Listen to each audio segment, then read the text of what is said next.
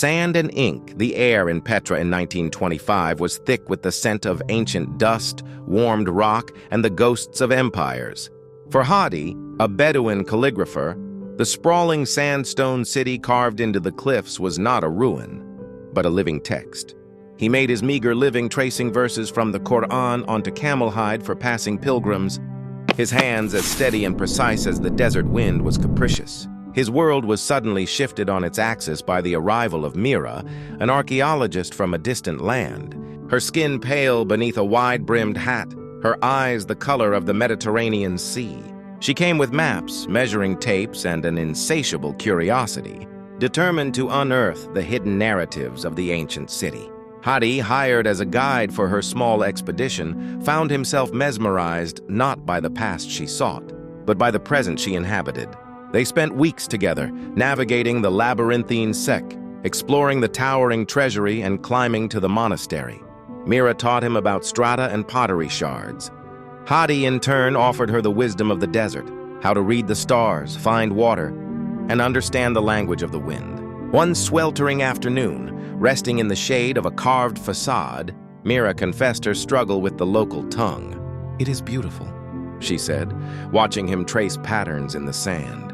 "But the letters, they are like secrets." Hadi smiled. He picked up a small, smooth stick. "Not secrets," he corrected gently, "but breaths." He took her hand, warm and calloused from her tools, and guided her fingers. In the fine red sand, he showed her how to form the first curving stroke, then the dot, then the elegant sweep. He taught her how to write her own name in flowing Arabic script, stroke by careful stroke, until her unfamiliar fingers learned the dance. The sand held the letters for only moments. Then the lightest breeze erased them. It was a fleeting, intimate lesson in impermanence and beauty. The expedition came to an end. Mira's maps were complete, her notes filled, her trunk packed for the long journey back to her world.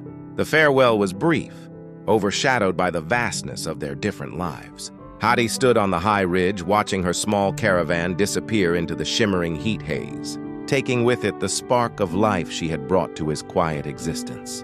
He felt an emptiness as profound as the deepest wadi. He had taught her to write her name in the sand, a fleeting gesture. He needed something more permanent, something that spoke of a love as enduring as the mountains themselves. Driven by a silent, desperate urge, Hadi scaled the sheer, wind-scoured walls of a remote canyon, one they had explored together. With painstaking effort, using his calligrapher's precision, he ground a pile of soft red sandstone to powder, mixing it with water from his flask. Then, with his fingers, with sticks, he began to draw. He meticulously recreated her name, letter by elegant letter, on a smooth expanse of rock high above the valley floor. It was a monument to his unspoken love, a crimson testament against the ochre cliff. The desert, however, respects no human artifice. Over the years, the fierce sun bleached the color. The relentless wind scoured the stone, and the infrequent rains washed away the fragile pigments. Hadi would return to the spot, his heart aching, to see the vibrant script slowly fade, dissolving back into the rock from which it came. But something remarkable began to happen. Every spring, after the seasonal desert storms had churned the skies and reshaped the dunes, Hadi would make his pilgrimage to the canyon wall. And every spring, where his own handiwork had vanished, a fresh, vivid line would appear on the cliff face.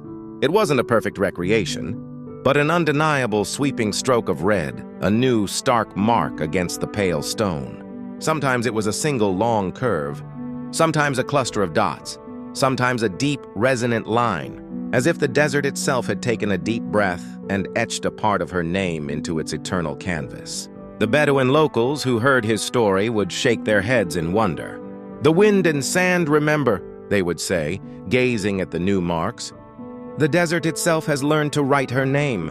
For Hadi, it was more than just a phenomenon. It was a confirmation. Mira's essence, the memory of her light, had become woven into the very fabric of the landscape. His love, once etched by his own hand, had been absorbed by the boundless, eternal heart of the desert, echoing her name across the ages, carried on the breath of the wind and etched by the hand of the earth.